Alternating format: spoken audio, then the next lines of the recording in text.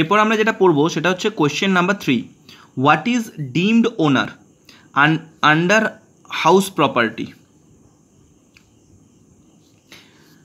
বলছে as per section 27, আমরা house property section range কত পড়েছিলাম?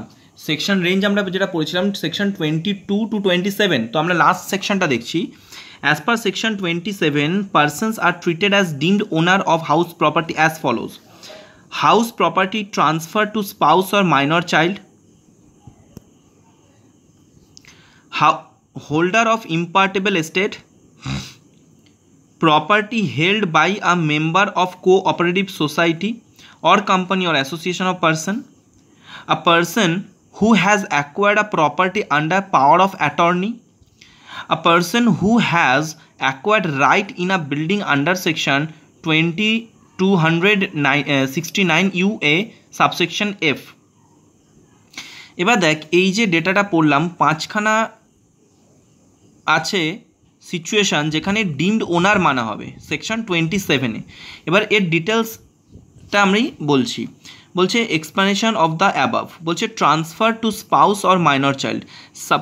এখানে কি হচ্ছে দেখ, the following 4 conditions must be satisfied. Condition 1, the tax payer is an individual. Suppose you are the tax payer, you are an individual. Condition number 2, he or she transfers property. তো তুই কী করলি, প্রপার্টিটাকে ট্রান্সফার করলি। Condition number 3তে কি না, the property is transfer to spouse or minor child not married daughter. Minor চাইল্ডকে ট্রান্সফার করেছিস অর স্পাউসকে করেছিস ট্রান্সফার। স্পাউস মিনস হচ্ছে হাজব্যান্ডের রেসপেক্টে ওয়াইফ হচ্ছে স্পাউস, ওয়াইফের রেসপেক্টে হাজব্যান্ড হচ্ছে স্পাউস, ঠিক আছে। Condition 4, the property is transferred without any consideration. That is very important, without any consideration তুই প্রপার্টিটাকে ট্রান্সফার করে দিয়েছিস। তাহলে এই সিচুয়েশান আসলে একজন ইন্ডিভিজুয়াল, সেটা হি অর শি যে কেউ হতে পারে, সে তার স্পাউসকে প্রপার্টি ট্রান্সফার করছে আর মাইনর চাইল্ডকে ট্রান্সফার করছে, যেখানে not married daughter and without consideration transfer করছে। তাহলে সেক্ষেত্রে কিন্তু যে ট্রান্সফারর সেই হয়ে যাবে ডিমড ওনার। সাপোজ আমি একটা এক্সাম্পল দিচ্ছি।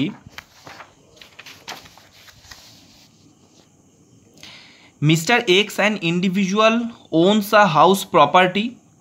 He transfers such house property without any consideration. দেখ, উইদাউট এনি কনসিডারেশন হাউস প্রপার্টিটাকে তার ওয়াইফকে দিয়ে দিল, মানে স্পাউসকে দিয়ে দিল। তো rental income is received by Mrs X. তাহলে আমাকে বল এখানে ডিমড ওনার কে? দেখ, অ্যাকচুয়াল ওনার হচ্ছে মিসেস এক্স, কেন ওর নামে ট্রান্সফার হচ্ছে, তো ওর রেজিস্টার্ড করিয়ে নিয়েছে, মানে ও ওনার। কিন্তু যেহেতু উইদাউট এনি কনসিডারেশন করছে, স্পাউসকে করেছে, তাহলে সেক্ষেত্রে কী হয়ে গেল, মিস্টার এক্স হয়ে গেল ডিমড ওনার। এই যে rental income Mrs x receive করছে, কিন্তু এটা ইনকাম বলে মিস্টার এক্সের ইনকামের সাথে অ্যাড হবে, তাই না? দেন সেকেন্ড এক্সাম্পল কি দিচ্ছে, Mr Y gifts ₹10 lakh to Mrs Y. She purchased a house property out of such gifted money. Rental income from such property is received by Mrs. Y. Sorry. এর মানে কি দেখ, mister Y missus ওয়াইকে, মানে তার spouse, 10 lakh rupees দিল, gift করলো, এবং ওই 10 lakh rupees দিয়ে মিসেস ওয়াই কী করলো, একটা হাউস প্রপার্টি পারচেস করলো, মানি গিফটেড করলো, এবং ওখান থেকে হাউস প্রপার্টি পারচেস করলো out of that gifted money, and rental income ওখান থেকে রাইজ হতে থাকলো, ও রিসিভ করতে থাকলো মিসেস ওয়াই। ক্লিয়ার? তো কোয়েশ্চেন হচ্ছে, মিসেস ওয়াই যেই রেন্টাল ইনকাম রিসিভ করছে সেটা কি মিস্টার ওয়াই এর সাথে অ্যাড হবে? আনসার হবে নো। কেন? বিকজ মিস্টার ওয়াই মিসেস ওয়াইকে 10 lakh rupees ক্যাশ গিফট করেছে।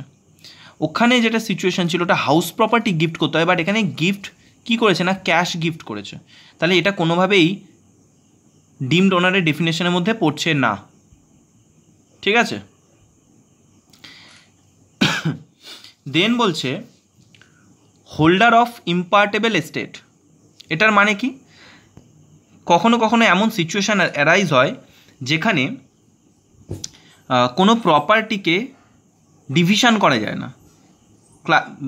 ধর এ বি সি 3 ব্রাদার, তো প্রপার্টিটা কমন, তো ইম্পার্টেবল এস্টেট মানে হচ্ছে যেটাকে আমরা ডিস্ট্রিবিউট করছি না, ঠিক আছে। তো সেই প্রপার্টি থেকে যদি ইনকাম রাইজ হয় তাহলে সেক্ষেত্রে কী হবে, সেই জন্য এখানে একটা এক্সাম্পল ফর্মে এটাকে আন্ডারস্ট্যান্ড করানো হচ্ছে। দেখ, mister x has divided all his properties amongst his 3 sons. He could not transfer a building which is occupied by a temple. তো তিনটে প্রপার্টিকে সবাইকে 3 ছেলেকে ভাগ করে দিয়েছে, ক্লাসিফাইড করে দিয়েছে বলতে পারিস, ডিস্ট্রিবিউট করে দিয়েছে। অ্যান্ড টেম্পল আছে একটা যেটা কমন, সেটাকে ডিস্ট্রিবিউট করা যায়নি। All the 3 brothers along with other family members have the right to enjoy the benefits of the property. Finally, property is given to the eldest son as it cannot be divided amongst the 3 brothers. For the purpose of section 22, the eldest son as holder of impartable estate is deemed as owner of the property. তো eldest সানকে finally property is given to eldest সানকে দেওয়া হয়েছে। তো eldest সান নিয়ে এখানে হয়ে গেল কি ইম্পার্টেবল এস্টেটের হোল্ডার। তো এল্ডেস্ট সান যে আছে সে হয়ে গেল ডিমড ওনার। নেক্সট কি বলেছে যে property held by a member of cooperative society, company, association of persons, AOP যেটাকে আমরা বলি।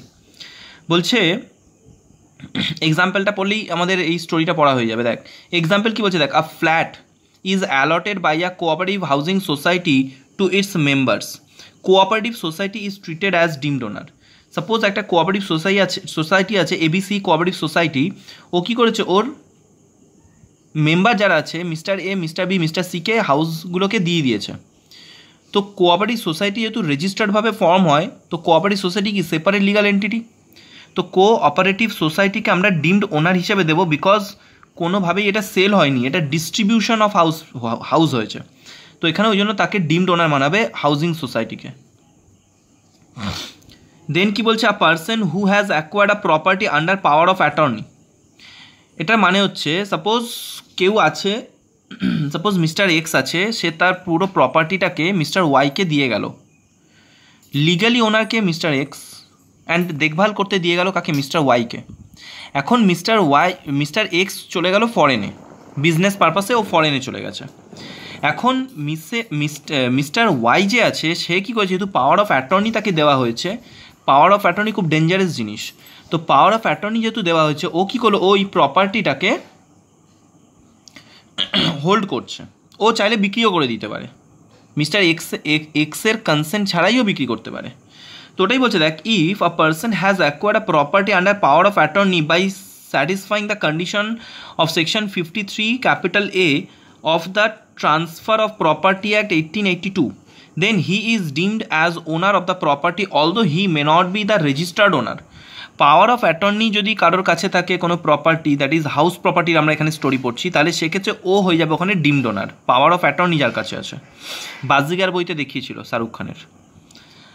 দেন পয়েন্ট নাম্বার 5-এ কী বলছে, দেখ a person who has acquired right in a building under section 269 UA subsection F. A person acquire a right in building by virtue of section 269 UA subsection F, then he is deemed as owner of the property provided lease terms of the property is not less than 12 years. তার মানে যদি কোনো lease property নেওয়া হয়, কোনো বিল্ডিংকে লিজে নেওয়া হয়, যদি সেটা 12 years or more than 12 years পিরিয়ডের জন্য হয়, যে এটাকে লিজে নিচ্ছে সে হয়ে যাচ্ছে ডিমড ওনার। ক্লিয়ার?